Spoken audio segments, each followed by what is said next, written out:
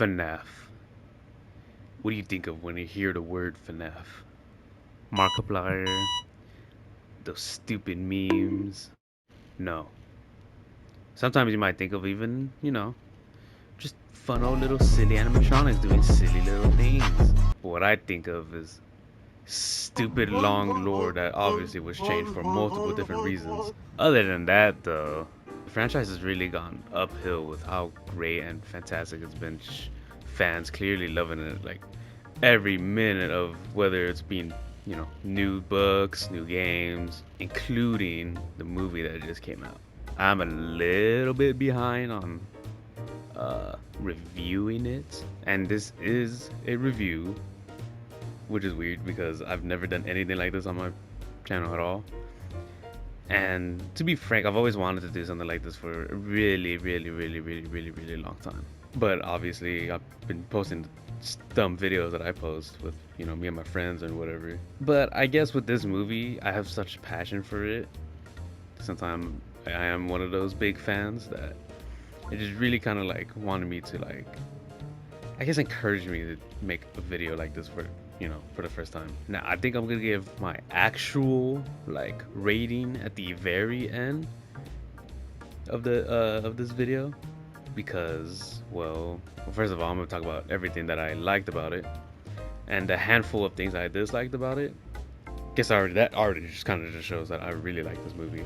But to be fair, I can also understand why people wouldn't like it. This movie is very controversial, even though it's doing really well at the box office, which is crazy to me. And there's been movies like that all the time that really shouldn't deserve the amount of, money they get from the get back of their box offices. But I think this one deserves it, especially, since this was a movie made for the fans and not for dipshit, old people, or even like horror fans in general that just despise story for some reason. But it's whatever the case may be.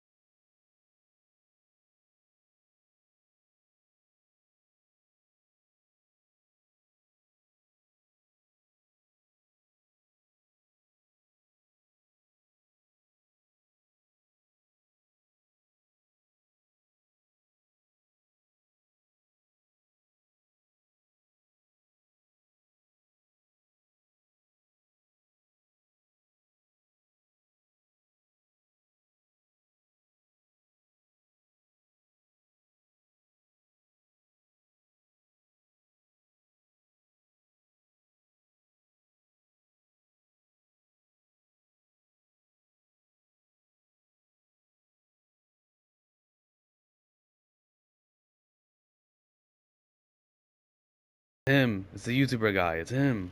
And the second thing that I really, really liked about this intro, the music, dude. What the hell? Like they was in a goddamn studio bumping that shit like crazy. Like there's no reason for it to go that hard. Like why? Like I don't get it. Like it's so good for no reason. I think what's actually really cool about it too is that like it actually had kids singing, not just like some computer thing or whatever. Like it actually makes sense. Now afterwards, when it starts going into, we actually see the character Mike for the first time, the first thing it shows us is the Dream Theory book that he owns, which obviously has nothing to do with the actual real life Dream Theory, because that's obviously like the way it's formatted and stuff is literally to show off that, that they acknowledge the Dream Theory Easter egg, which is so cool. But it also shows us, Mike for the first time and why he even owns it and why he even has it in the first place, which I'll get to a little bit later. But it's so cool just to see like they acknowledge like, I guess, the community's theories. And I think the second best thing was, after Mike just mollywops that random ass dad, was that we see William coming in, and we obviously know that his name is not Steve Raglan. I don't remember what the hell his fake name was supposed to be. We already knew that it was gonna be William Afton. But I think that's also why it pissed off everybody that isn't a fan of the games. That they're like, who the hell is this guy? And then like when they find out who he is around the end of the movie, it pisses them off just because they're like, oh, it's so obvious. But yeah, bitch. That's the whole point. We already knew what was happening.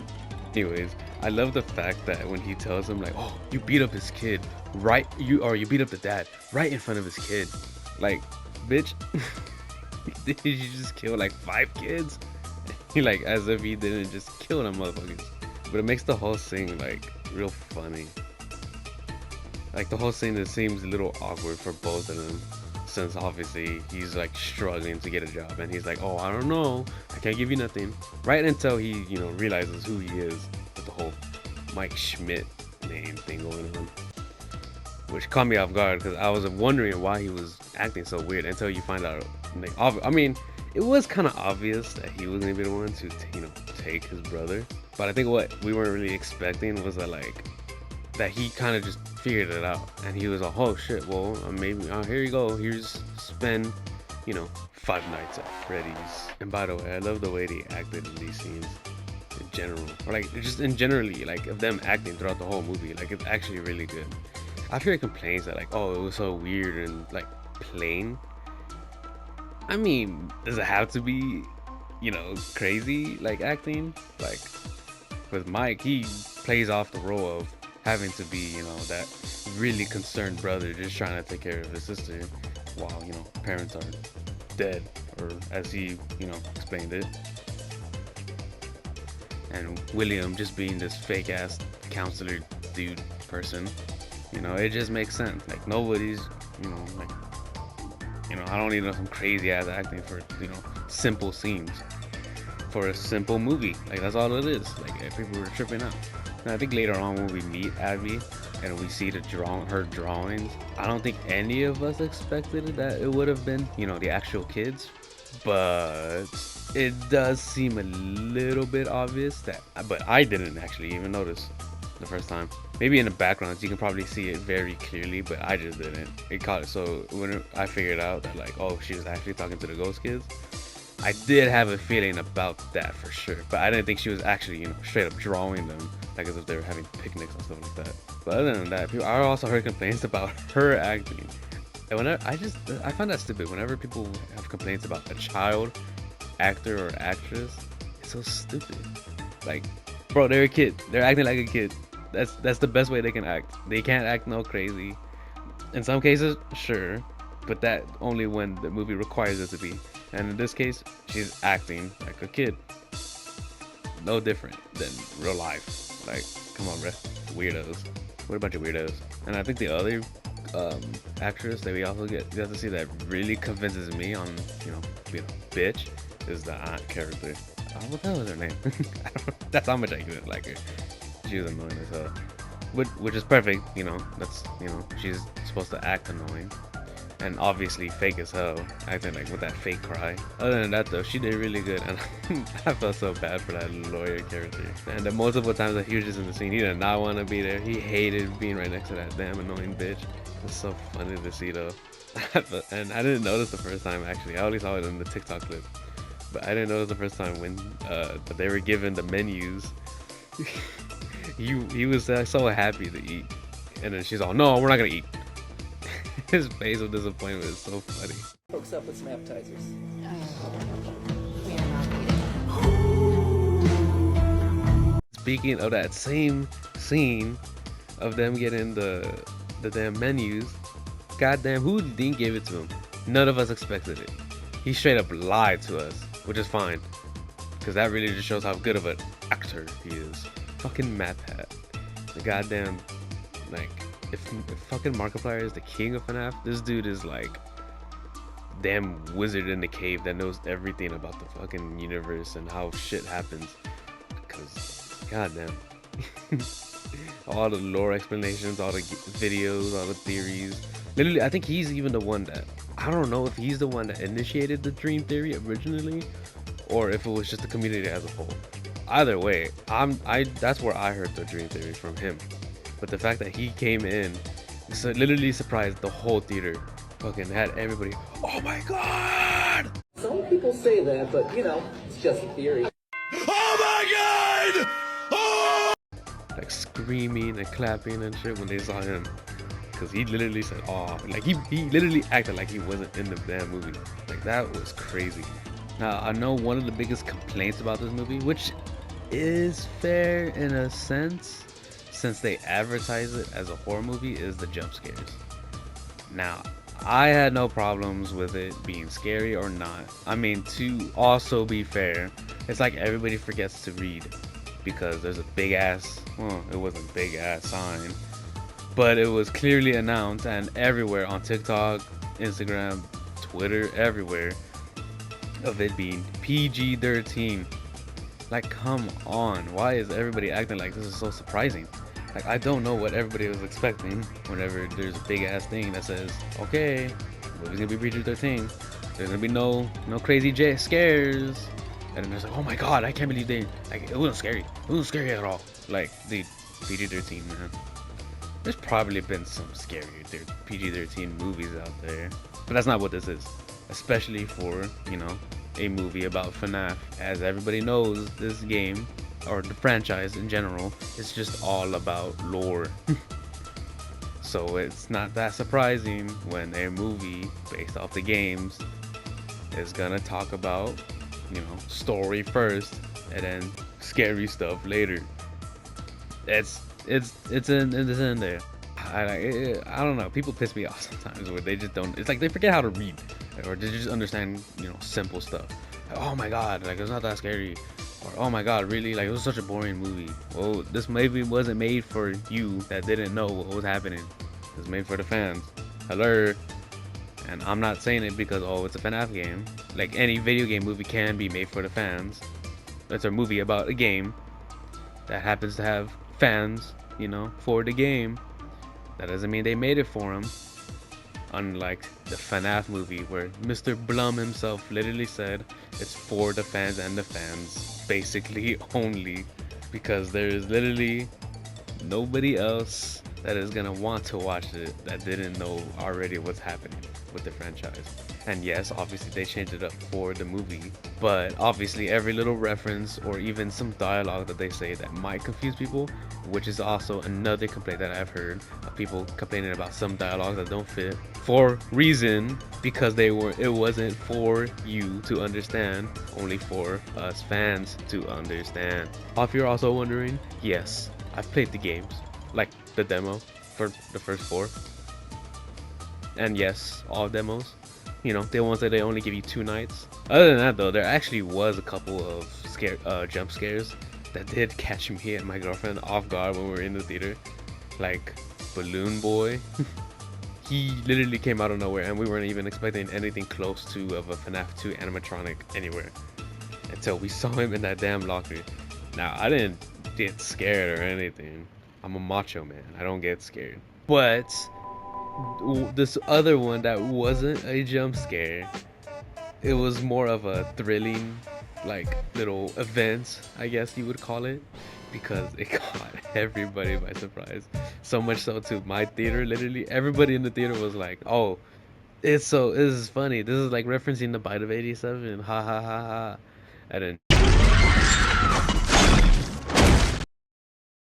brains and everything gone, their whole body gone, chopped up and eaten up for no reason that was there. Not that it didn't like do its job. It really did. But the fact that we were expecting, I don't know, like a slap on the face from the little hand, or I don't know, like a little bite mark of the lobe, the front brain or something. No, it was the whole half torso body just gone. The biggest controversy of all, kids acting like kids. Yeah, the stupid fort scene. Now, did I mean to call the fort scene stupid? No. What I meant to say was that people are stupid for thinking the way they are thinking about the fort scene. Everybody and their grandmamas are literally saying, "Oh my god, the fort scene was so stupid. Like, why? I wanted to see people get murdered." Two things.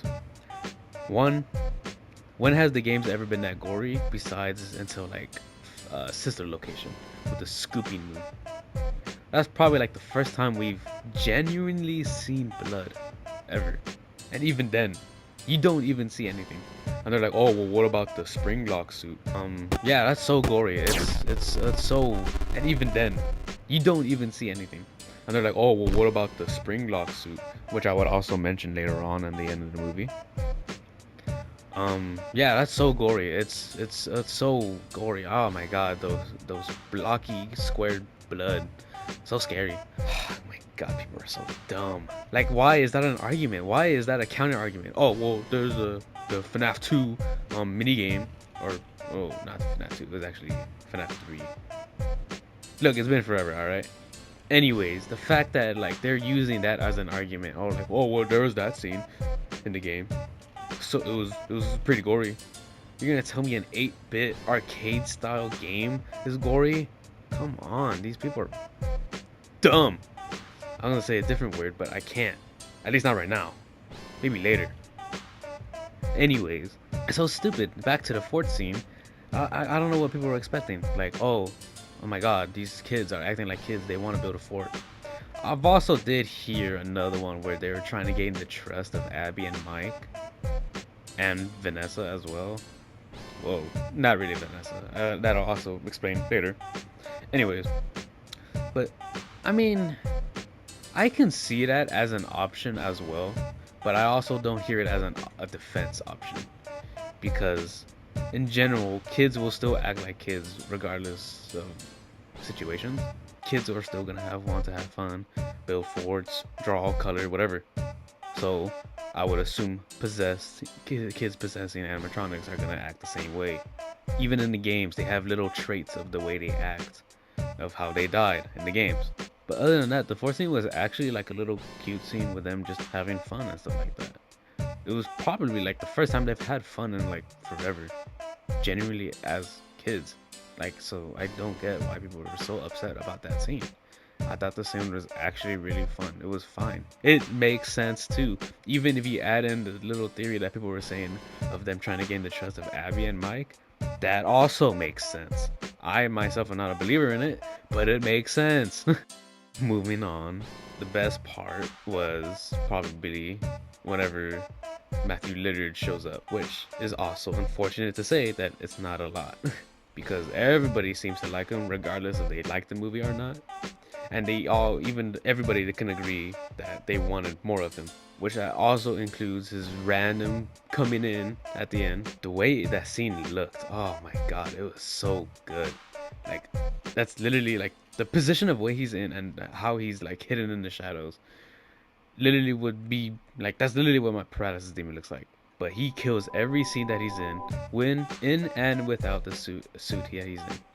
And it's also not because he's Matthew Lillard, though that is a factor. He's just one of those recognizable faces and or recognizable actors. But he also does a good job in a scene, whether it's, him being that Steve Raglan type character, just being silly, a little goofball, being kind of funny. And I think one of the biggest things as well that caught everybody, and I mean everybody, off guard was Vanessa. Now, one, Vanessa as a character because, security breach, and two, her plot twist. God damn. That had everybody because we weren't expecting anything like that. But it's also the fact that, like, the way she presented it as well. She, like, I won't lie, I found her annoying for a very, very long time. In the beginning. Because she was all like, oh my god, like, really? Why would you bring Abby here? Even though she was having fun earlier. And then she was acting all weird. it did the job of her being suspicious and mysterious and annoying at it.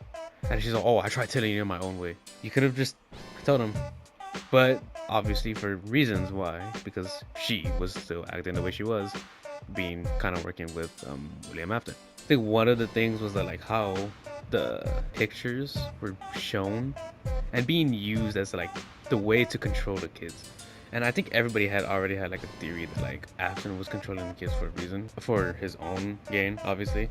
But everybody had like already speculating that that's what was happening in the trailers. Like there's some reason on why, like, you know, why would they be attacking, you know, other kids? Other than that though, I did find it interesting on how like the drawings were used, especially at the end, to like, oh, hey, this guy is the one that killed y'all. You should do something about that. Other than that though, I think what was also interesting was the also just as controversial spring lock scene. Yes, it's a PG-13 movie. It says it when you go and purchase it. Yes, there is not gonna be a lot of blood. And yes, I actually expected a little bit less, but it caught me off guard with how much was shown in the spring lock scene. And yes, he's not gonna be screaming because he got his fucking lungs punctured. Is he gonna be able to talk? Absolutely, for as long as he can, until he can't. Can he scream? No. Why? Lungs punctured. Also, have you ever been stabbed before? Neither have I. But apparently, records show that when you're being stabbed, whether in the back and or just in general, you don't really have the potential to be screaming. That's just a horror movie thing. And yes, this might be advertised as a horror movie in a way, which is that one thing I can understand critics and or even people complain about the movie. Yes, it was advertised as a horror movie. Was it that horror? No. I understand it sucks in a way, sure, but I also understand the complaint of like, oh well, FNAF fans are biased, and sure, but then again, the movies are for the fans. I guess also just kind of shows how passionate I am about defending this movie, since it's genuinely a good movie. And what genuinely pisses me off is that it has a decent story. Decent. Is it bad? No. And but what I mean by decent is because it's also simple. That is okay for a movie to be simple. Not every single movie has to be like some crazy blockbuster. It's just interesting to see that like everybody has this controversy take on it, and like, oh my god, the movie's bad, the movie's bad, the movie's this, the movie's this. It's a simple story about a brother trying to take care of his sister. It's simple. It's fine. It's what it is.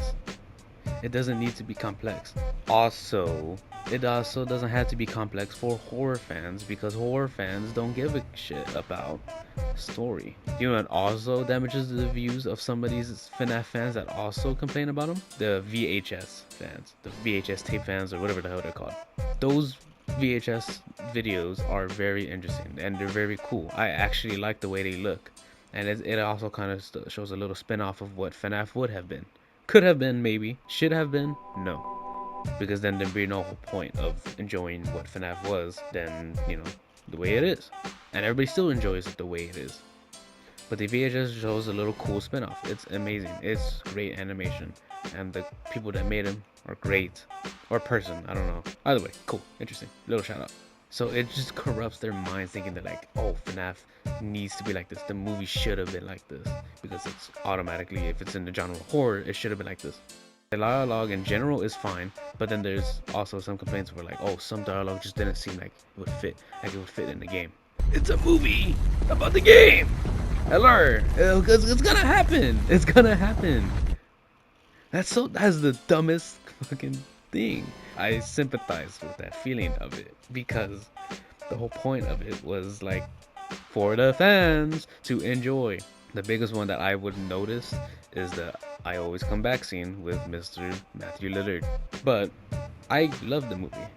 It's fine from where it's at. It makes sense and everything about it is really great. And I'm also okay with being only the ones watching it, because nobody expected boomers to go and watch it, or expected people that are like grotesque horror to like it. It's fine. It's okay.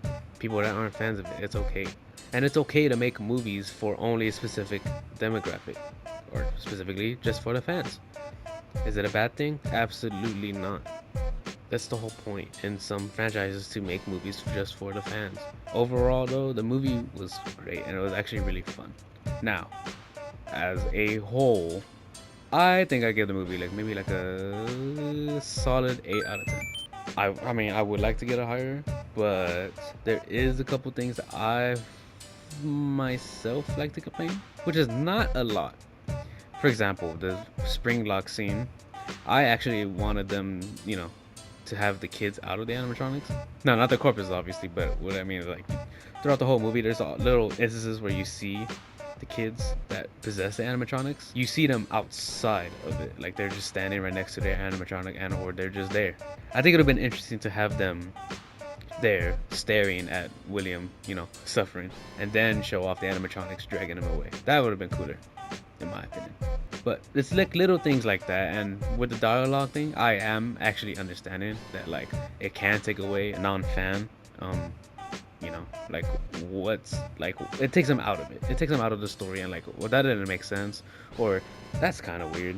But I think it's enjoyable as long as you're a fan of it, and for those that can still enjoy it without being a fan, it's really interesting to see their take and or views on how they, watch the movie with a little to no knowledge of FNAF. And it's so good. I really liked it. I can't stop thinking about it, actually. And it drove me to come out of my, shell and want to make this movie. What the hell am I talking about? This review of the movie. There we go. And I'm kind of happy to make this video and or type of video ever. So please leave a like and comment down or whatever if you like the review. Later.